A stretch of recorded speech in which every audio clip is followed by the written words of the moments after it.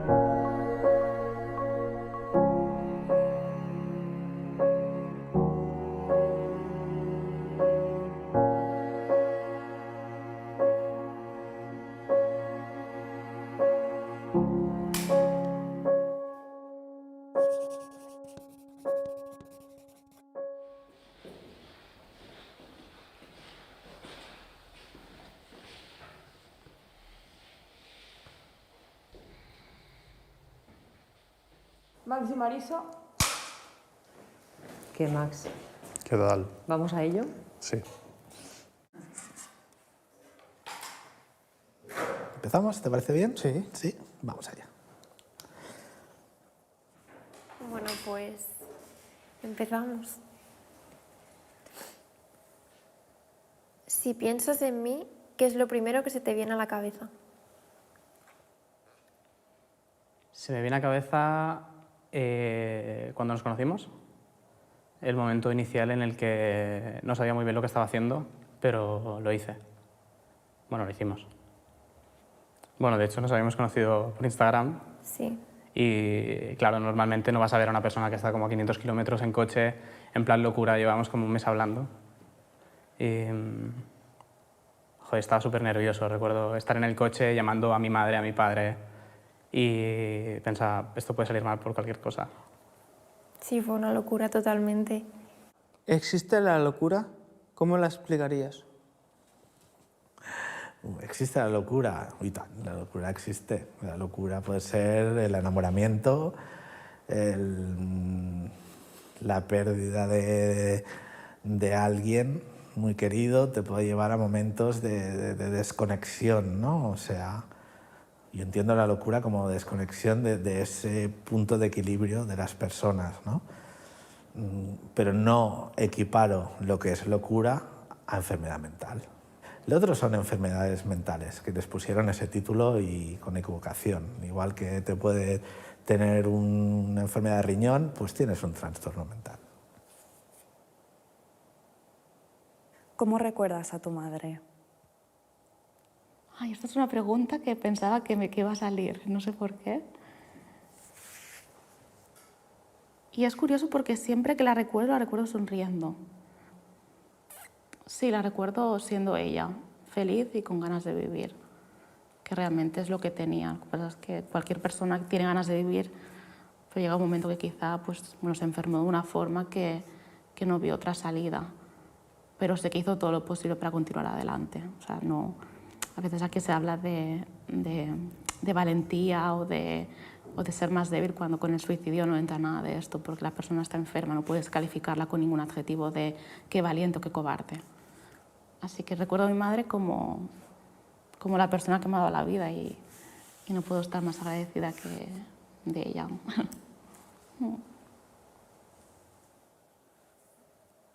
¿En qué momento te das cuenta de que tienes un problema?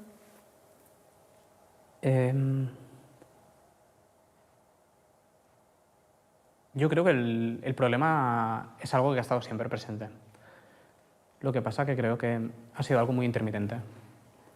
Creo que hubo un cambio de percepción en mí desde bastante joven, desde los 17 o 18 años, en el que yo pasé de quererme a tener una rabia hacia mí mismo.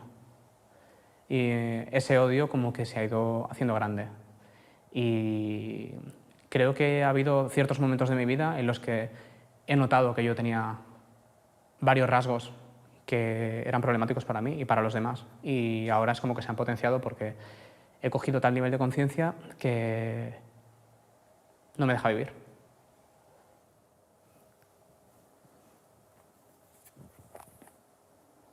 ¿Cómo explicarías lo que te pasa? ¿Que cómo lo explico?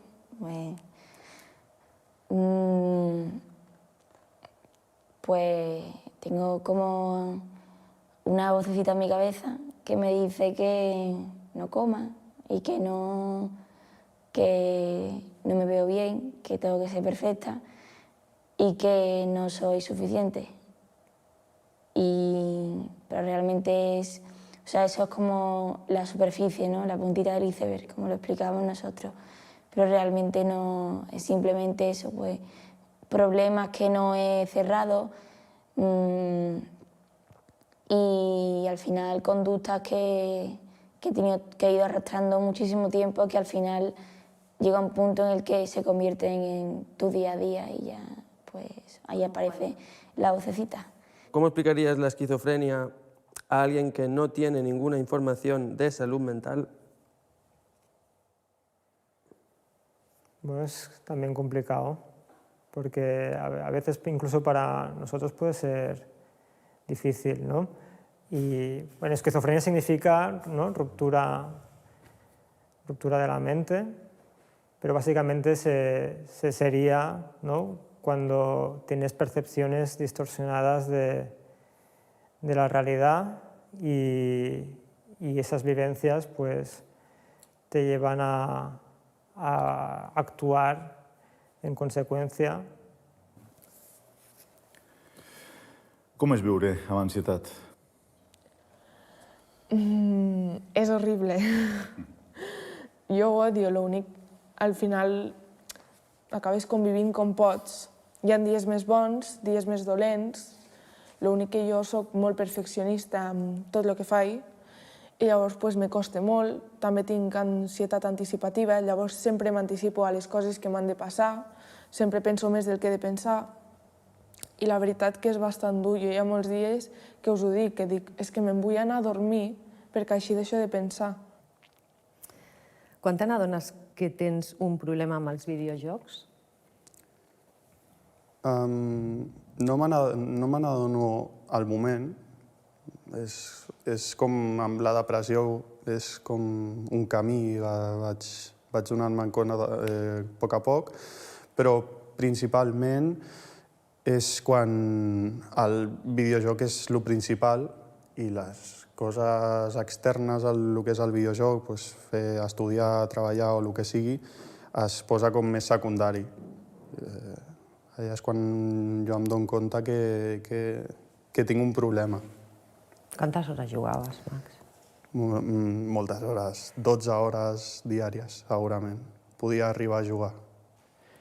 Yo creo que asociado un poco a mi trabajo he sufrido muchos episodios de ansiedad y de estrés, porque creo que esta vida acelerada y esta presión, sobre todo por mi trabajo, yo trabajo en producciones en las que tengo mucha responsabilidad. Y la carga que llevo de tener que fingir constantemente que soy una persona 10, me genera mucho problema. És això, un forat en el que no vols sortir d'ell.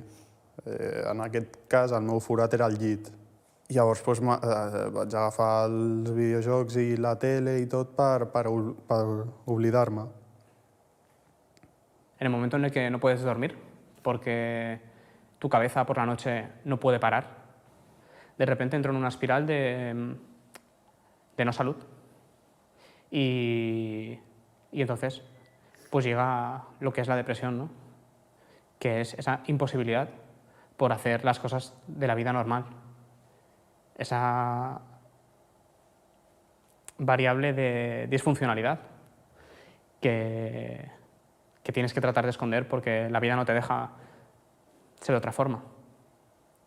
Hay mucho esfuerzo y mucha frustración, porque muchas veces es algo que se apodera de ti y te absorbe.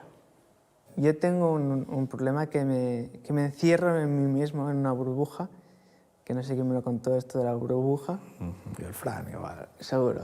Y si me cierro en una burbuja y de ahí no salgo hasta que me dé cuenta. ¿Y cómo te has sentido en esos momentos?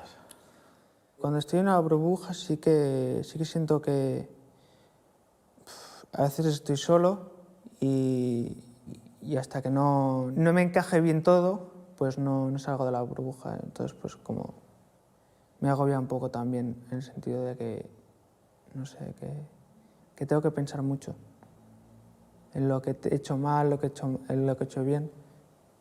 Y bueno.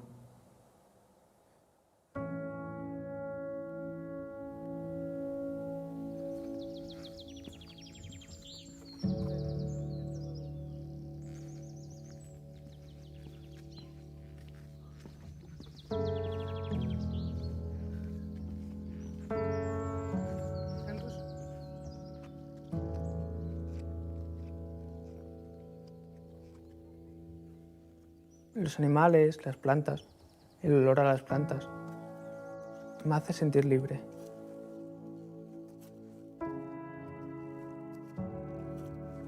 Mi madre siempre me ha dicho que te conectas mejor con los animales que con las personas, y eso es verdad.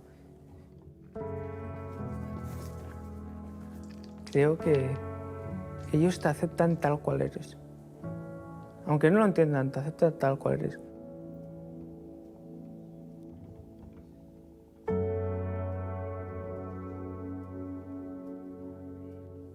Es como mi hermano, pero en otro cuerpo.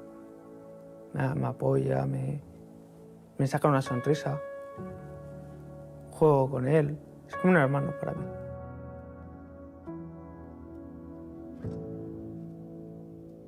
Me considero no muy sociable, pero no en el sentido de ser desagradable y tipo eso.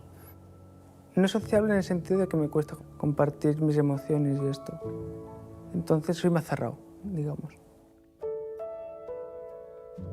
Ya que tengo una discapacidad, que es el autismo, que me cuesta como comenzar una conversación con alguien. Que es guapo, mi patito. Que es guapo, mi patito. Ven, mira. Ven. ¿Sí o no? Ven, patito, venga, va. Por ejemplo, me hacen una broma y depende de la broma que sea, no la entiendo. Me cuesta trabajar, me desconcentro mucho y entonces me cuesta mucho aprender. Soy muy distraído y tal. O sea, yo estoy en un aula, por ejemplo, y hay muchas personas al mismo tiempo, me cuesta muchísimo. Y me estreso. En la clase, cuando hacíamos grupos de 2, de 5, de lo que sea, a mí me rechazaban y me sentía con mucha soledad. Notaba que todos no me querían, pero claro, no es solo el principio, es a lo largo de tu vida que te sientes solo.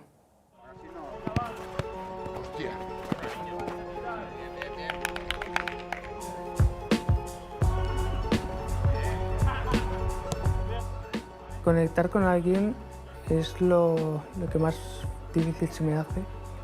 Básicamente, al relacionarte con alguien, es complicado para mí. Entonces, una vez lo consigues y consigues hacer reír a la persona, es como un logro para ti. Intento hacer reír a la gente las 24 horas.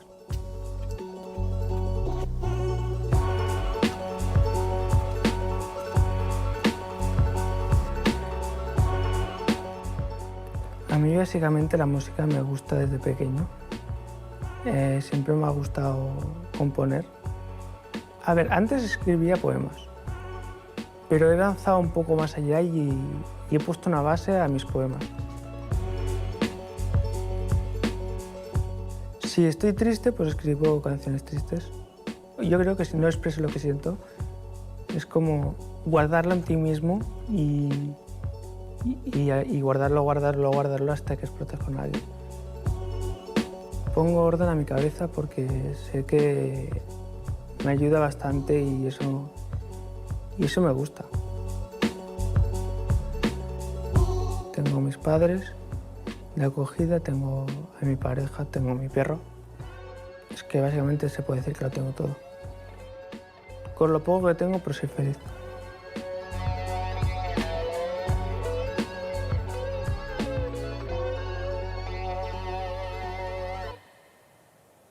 ¿Me toca a mí? Correcto, sí. Sí.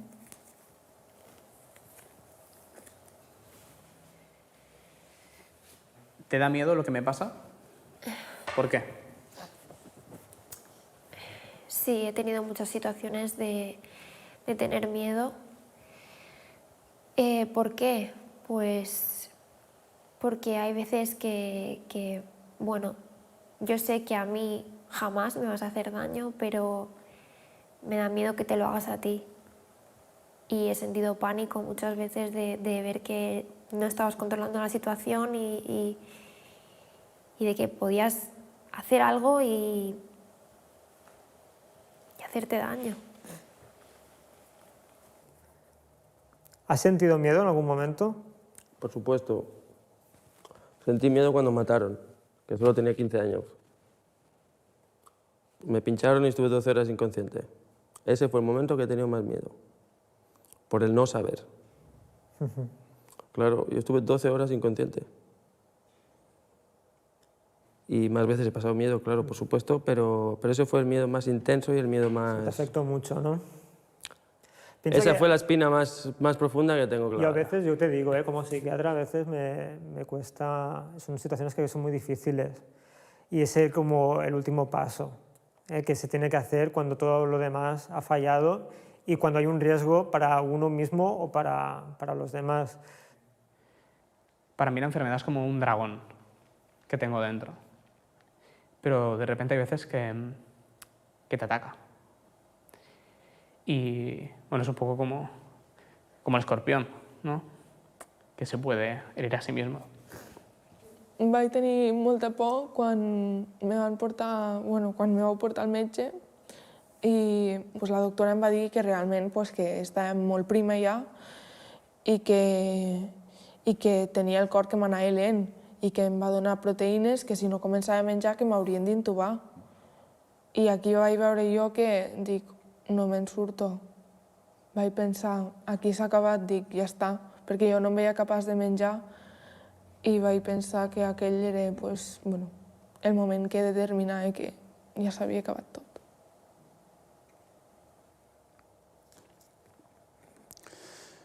Quin ha estat el pitjor moment que has viscut com a mare en tot el meu procés?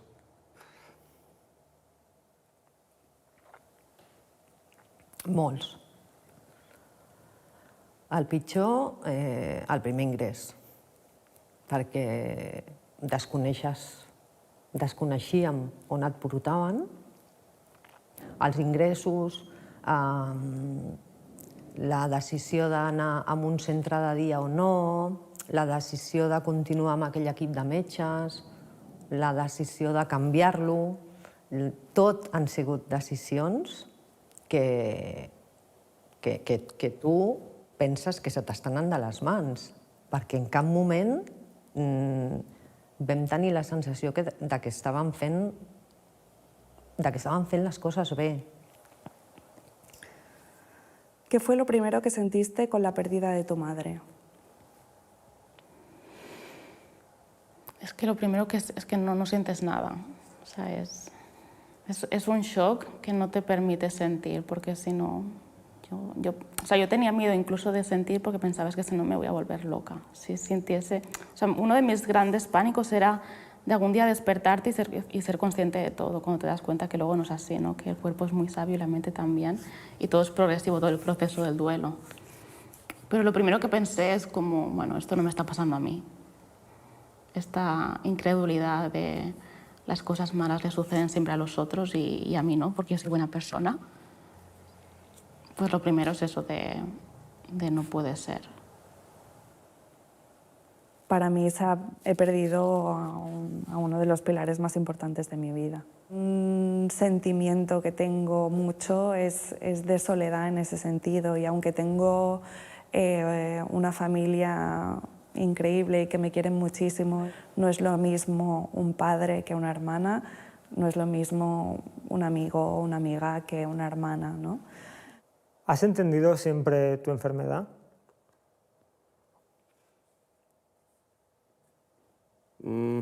Bueno, esto es una pregunta complicada.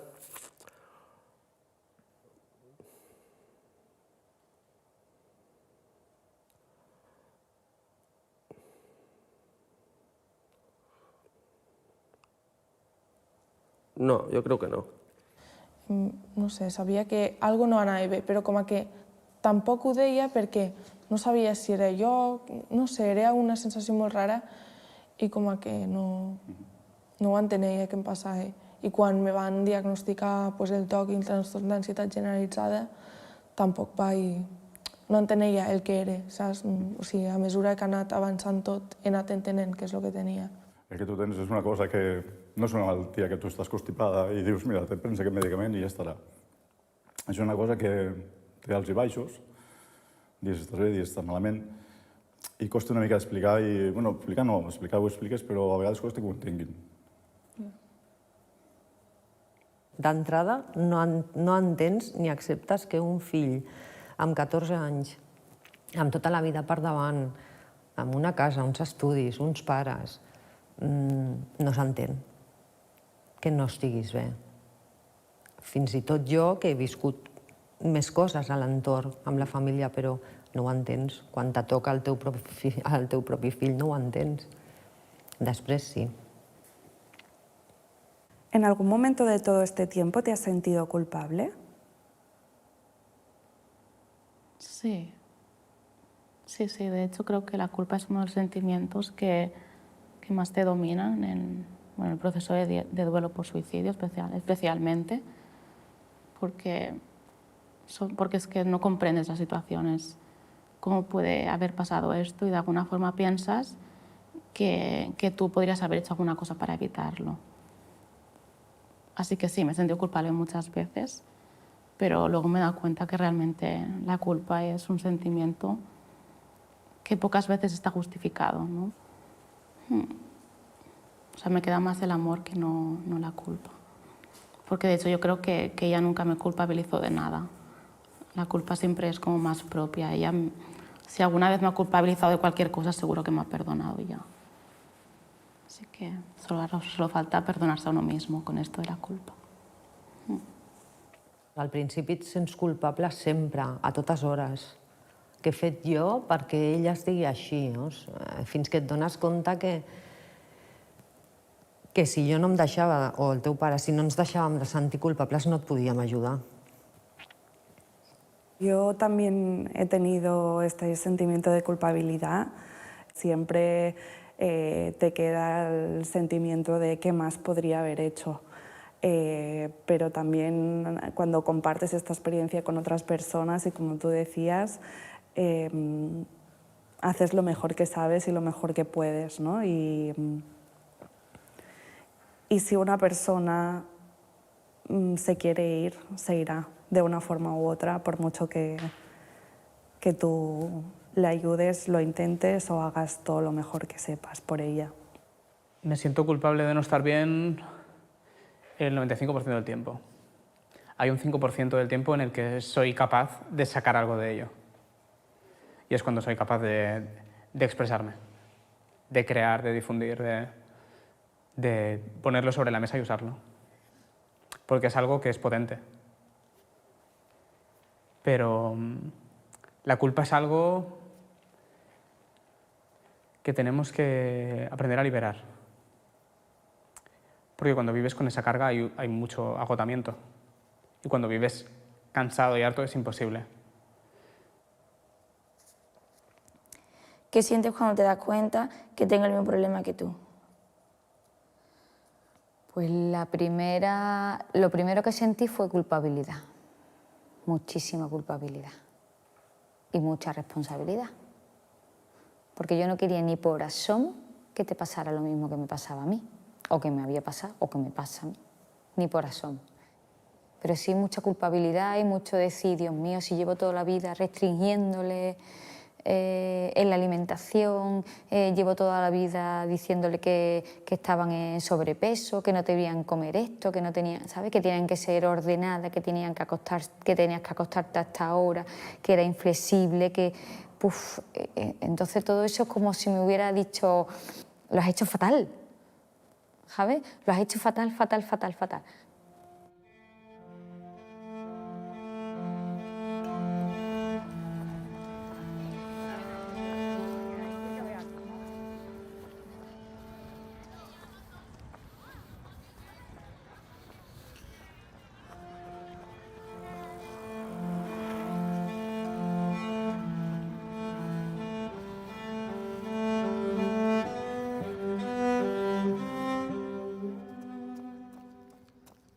Mi vida era como vivo para sacar los 10 y ya está. Y lo único que me daba alegría era sacar un 10. Y sacaba menos de un 10 a llorar.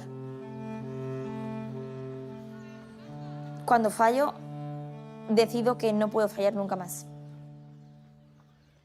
Y tengo que ser perfecta. Entonces, ese nombre que me dieron a mí como la luna perfecta, la luna de 10, se convierte en algo a lo que yo aspiraba a ser, en todo.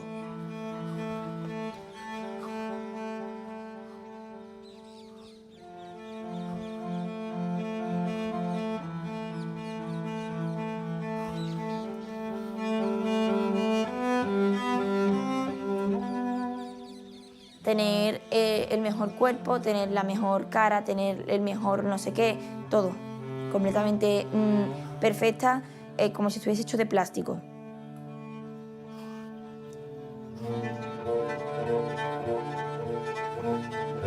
Entonces eso se convierte en tu mayor prioridad. Ya no es salir con tus amigas, ya no es pasártelo bien, es ser perfecta. Entonces te consume.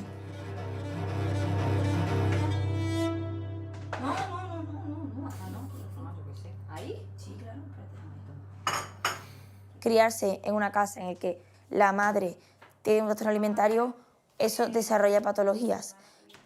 Un día me levanté por la mañana y me di cuenta de que hacía todos los días lo mismo. Me levantaba, recapitulaba todo lo que había comido en el día anterior y en mi cabeza contaba las calorías que había comido y en base a lo que iba a hacer ese día decidía cuánto podía comer o no.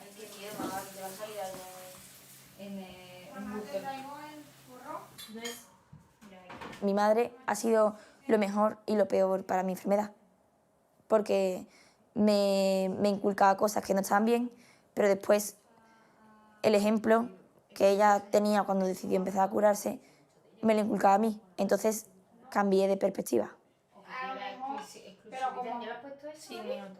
Ha sido triste porque realmente no he conseguido vivir toda mi adolescencia, bueno, ahora más o menos, pero la adolescencia o la preadolescencia de una manera sana o normal, porque yo estaba ingresada, me ingresaron en el hospital pues cuando a final de segundo era eso, entonces hubo una parte que es que me la perdí completamente.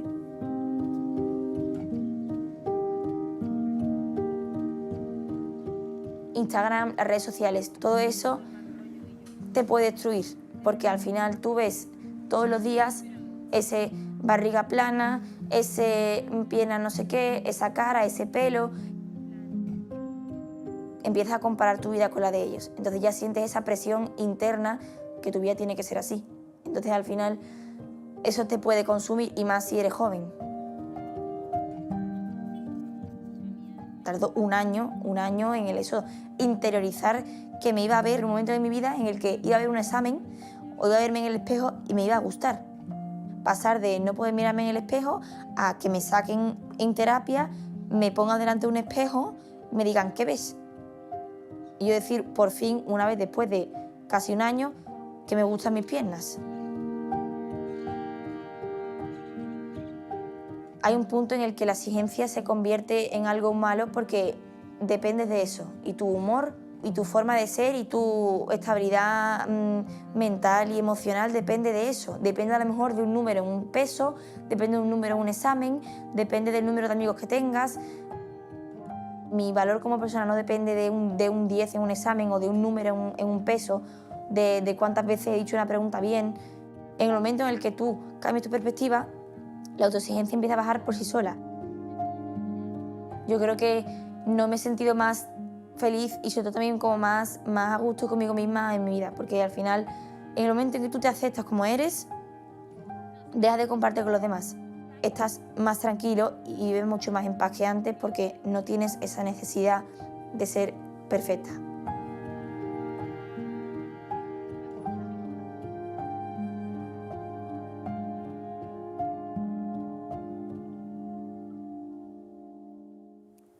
¿Qué detestas que te digan sobre la ansiedad y la depresión?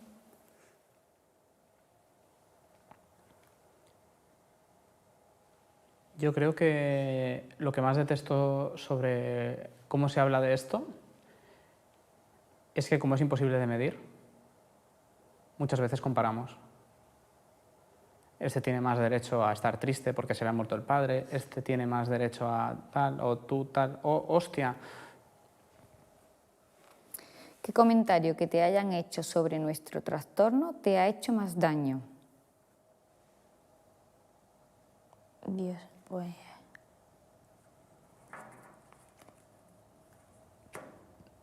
Yo creo que... No, pero es que tú no estás tan delgada como para tener una anorexia. Yo creo que ese ha sido el comentario más dañino, además, porque yo al final... Enseña fotos tuyas y decía, a ver si tu hija está bien. Sí, ¿verdad? Ya. Esta es Amalia. Dice, pero esta es la que tiene anorexia. Sí, esta es. Pero sí, ella está bien, ¿no? Es que no hay que estar, no sé, hay que estar muriendo una para que ni está en... ¿no? Claro. Sí, me decía, pero si tú estás más delgada que ella. Digo, sí, que yo también tengo anorexia. Porque la gente sigue pensando que a una persona que tiene un trastorno alimentario le dice, no, tú estás delgada y se le cura de repente. Llevo 30 años vomitando y restringiendo para que un día alguien me diga, es que estás delgada, me he curado, un milagro. Pues obviamente que no. Entonces, una de las razones por las que creo que es necesario que la gente entienda de esto, que no es una enfermedad y se pasa mal. Y es mucho más... Va mucho más allá que eso. Efectivamente. ¿Por qué nos incomoda hablar de suicidio? Yo creo que es un tema tabú y que en general no interesa hablar de este tema. No acabo de entender tampoco el por qué no interesa. Es una cosa, tú puedes decidir cuándo acabar con tu vida. A mí eso es una cosa que me inquietaba mucho cuando sucedió lo de mi madre. O sea, a veces cuando estaba en alturas o así pensaba, es que ¿cómo puede ser tan frágil la vida? Es que ahora yo podría morir ahora mismo. Yo creo que esa parte de que tú puedes hacer algo para acabar con tu vida, creo que a la gente le da tanto miedo que por eso como que huye de ello. Lo más difícil de aceptar de mi trastorno, el qué dirán. Cuando te ponen una etiqueta y encima eres joven, pues es como si la gente dijera, o la gente pensase, este ya es loco para toda la vida, o algo así, o este ya no tiene arreglo, o este va a necesitar de tratamiento, o cosas así, me refiero. Me da miedo que me rechacen por el tema de entonces pues... Y una vez lo dices, ¿notas que hay diferencia en el trato de las personas hacia ti? Depende de las personas. Depende de las personas. Sí. Sento comentaris o sento parlar de que tens una enfermedad mental, aquesta està boja. Doncs no, tens una enfermedad mental, com pots estar constipat, com pots estar qualsevol cosa. I que es pensin que per tenir una enfermedad mental estàs boig, doncs això la veritat que em genera molta ràbia, perquè penso, la podries tenir tu també i no estàs boig, saps? Que encara sembla que sigui que una persona que té qualsevol tipus de malaltia mental és com no un apestado, però, bueno, una persona que no se l'entén i que costa molt, no?, d'ajudar i això em fa mal. Recordes el moment en què toques fons? Pues sí. Estava al cotxe amb la mare i durant tot el procés que he estat així malalta he tingut èpoques d'atacs de ràbia, èpoques d'atacs de més ansietat i tenia atacs de ràbia en aquell moment. I me'n recordo que, clar, tenia tanta ràbia que no em podia ni prendre la medicació ni res. Li vaig dir a ma mare, frena el cotxe, li faig, no puc més, o m'ingresseu o no puc més. Jo veia que si seguia així m'acabaria passant alguna cosa, m'acabaria morint. Jo em posava en el pitjor. I no... Aquell dia vaig tocar fondo i me vaig donar compte que ja havia de cambiar ja, si havia de fer alguna cosa. ¿En qué momento decides pedir o aceptar ayuda y por qué? Yo decido pedir ayuda cuando tengo el sentimiento individual de que quiero una vida mejor. Y sobre todo de que quiero una vida. Yo asumí la enfermedad cuando me di cuenta de que no era una persona normal y que no podía seguir así porque me iba a matar o me iba a hacer mucho daño. ¿Qué le dirías a una persona joven que no quiere vivir?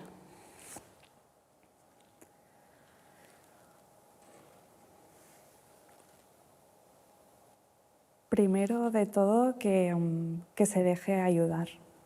Que se deje ayudar y que comparta el por qué no quiere vivir. Que pida ayuda. Que creo que es lo más importante. Sí, quitarse quizá un poco el chip de yo puedo con todo y darte cuenta que a veces no puedes con todo y no pasa nada por no ser así. Cuando compartes ves que hay mucha gente que está como tú y que pueden entenderte, que pueden empatizar contigo y darte soporte y darte ánimo, que creo que es algo muy importante. No m'atrevia a demanar ajuda a ningú. Pensava que no, amb vosaltres dos, tant com amb tu com amb el papa, no éreu qui no podia. Pensava que no podia apoyar-me amb vosaltres per demanar ajuda o per qualsevol cosa. Vivimos en una sociedad en que solo se vende la alegría y hacer mil cosas y estar siempre bien. Y eso lo que hace es que cuando realmente tengas un problema o estés mal, no seas capaz de decirlo. Espero que con el tiempo seamos más capaces de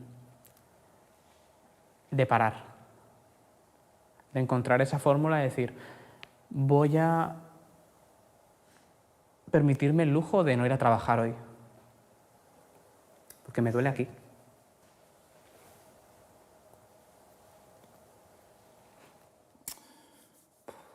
Tu, Carla, del primer moment has volgut l'ajudar.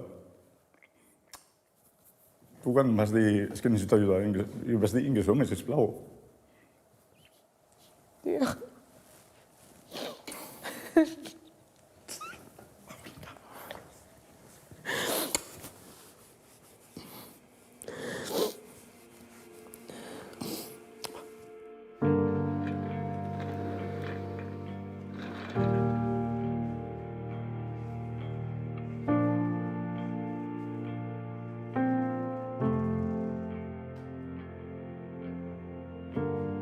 Es como que te viene un monstruo en la cabeza y te dice, si no haces esto, pasará lo otro.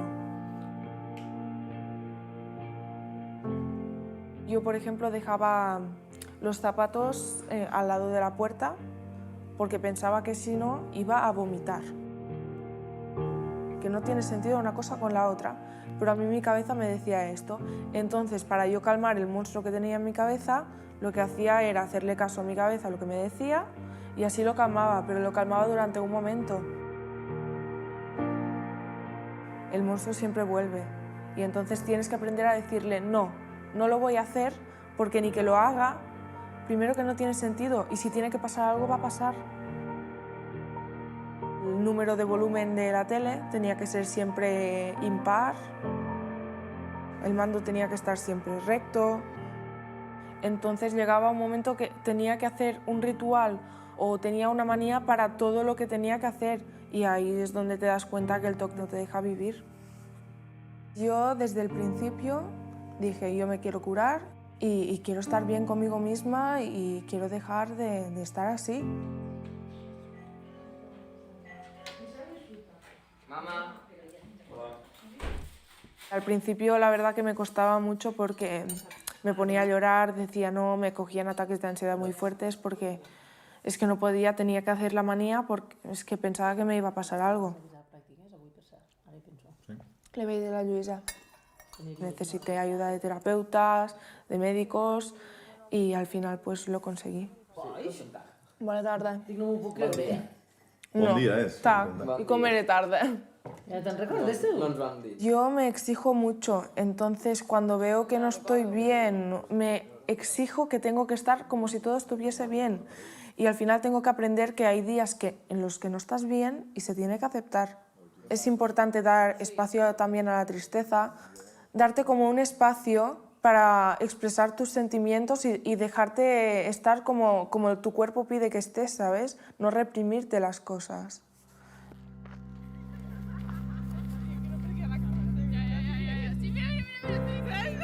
Yo lo que he aprendido con todo esto es a quererme, sobre todo mucho, porque yo al principio no me quería nada. Me insultaba a mí misma, en plan, ¿por qué eres así? O eres tonta, o eres tal, o eres cual. Y al final me quiero porque es que yo tengo que vivir toda la vida conmigo misma. Entonces tienes que encontrar un punto donde tú te sientas bien contigo misma y quererte, porque es que si no te quieres tú, no vas a poder querer ni nadie te va a poder querer.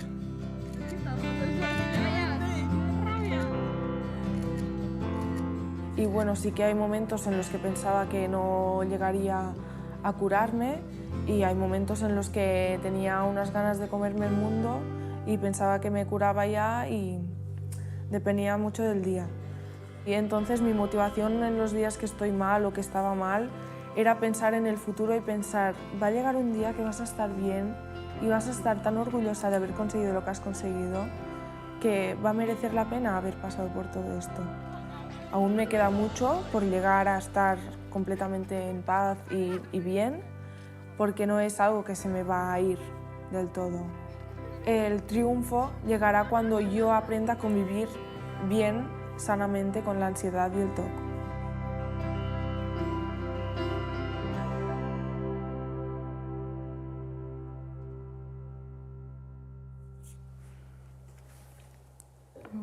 ¿Has podido volver a reír?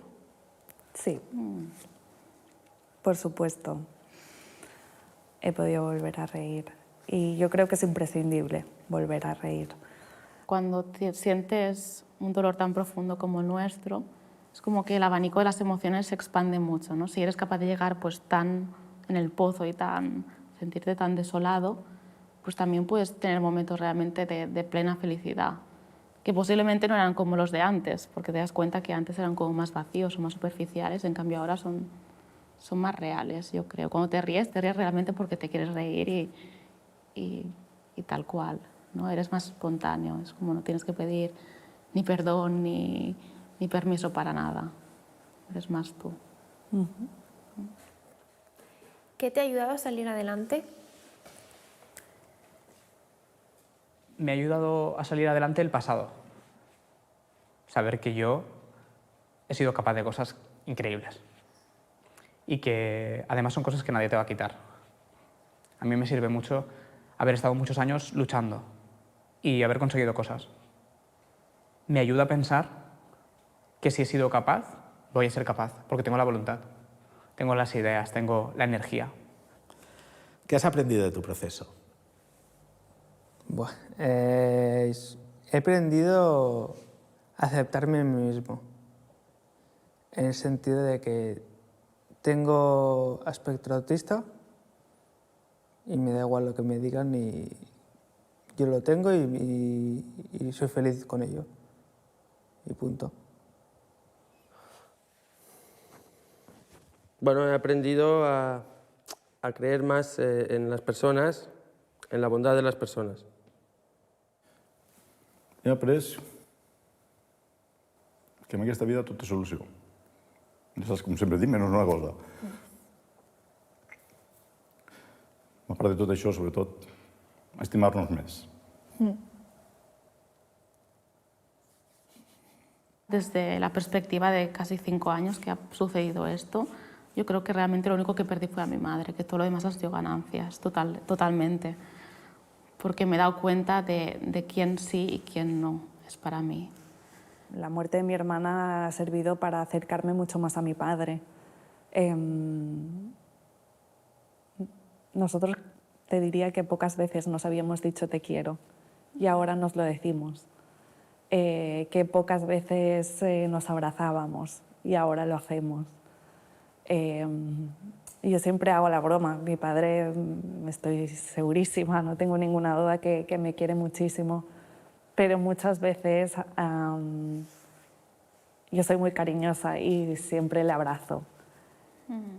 Antes de que pasara esto, siempre me decía, va, ja n'hi ha prou, va, ya tenemos suficiente. Y ahora me abraza y ya no me lo dice. Bonito. Si poguessis canviar alguna cosa del teu passat, quina seria? Ninguna. Molt bé, jo tampoc. No, ninguna. Jo tampoc canviaria res.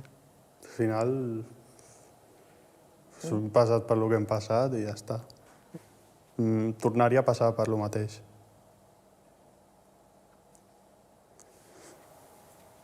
¿Cómo te gustaría verme dentro de unos años? Me gustaría verte tranquilo y feliz. Me gustaría verte contento con tu vida, con lo que tienes.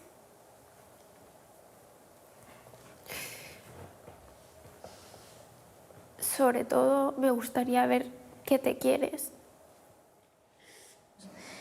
Si piensas en mi futuro, ¿qué ves?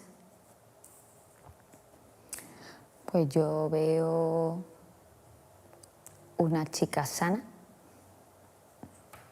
feliz y muy libre. Muy libre, muy libre, muy libre. Libre con mayúscula.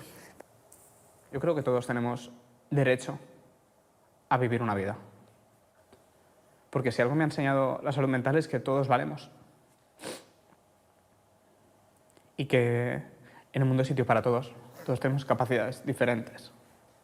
Y es algo súper chulo. Y también lo he aprendido de ti. Creo que tenemos una relación bonita y que rendirse dentro de lo que es, pues eso, una relación o dentro de lo que es la salud mental, pues no es una opción. Tengo que ser valiente y que te quiero. Y yo a ti. Chácala, ¿no? Te quiero, cariño. También te quiero.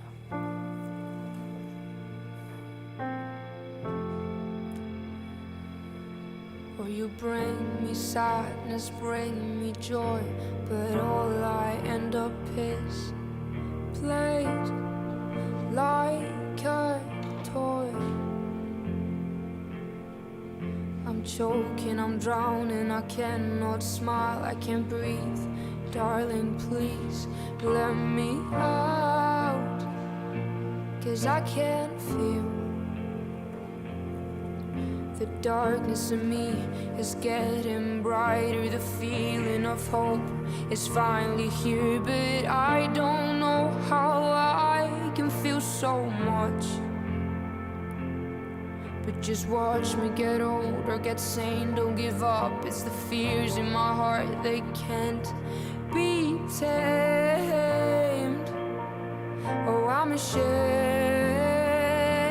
'cause I'm fragile, I'm fragile, and I don't know how to breathe out. 'Cause we are fragile, we are fragile.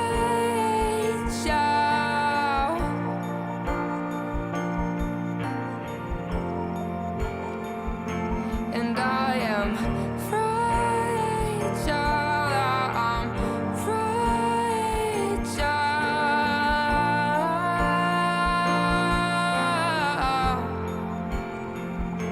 And I I am fragile, I am fragile. And if I break, I will shatter to a million pieces, 'cause I'm fragile. There's no one who can keep us better than our own damn hearts.